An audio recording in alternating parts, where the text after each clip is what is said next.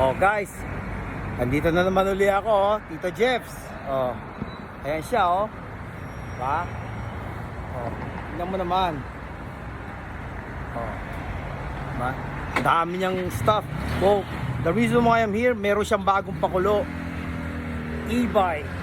Dito pakita ko muna kayo sa inyo. Oh. Dito lang yan silanting. Ito na siya, oh. Diba? So, meron siyang bagong pakulo, guys. Alam nyo kung ano yon? E-bike. Yung mga e-bike yan na may problema, punta kayo dito. Meron siyang mekaniko for the e-bike.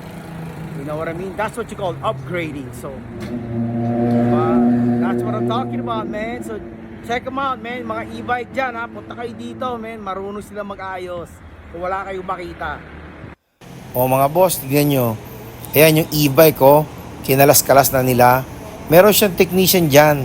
Siya lang yata, from what I understand, na nag-aayos dito sa lugar natin pagdating sa e-bike. Wala yatang iba. Ang alam ko sa susunod, dun na sa bayan, ang layo na nun. So pagka may e-bike kayo at nasira yung e-bike nyo, dalhin nyo dito kay Tito Jeff. Siya lang ang actually makakaayos niya dito sa lugar natin. Check him out. You're not gonna regret it.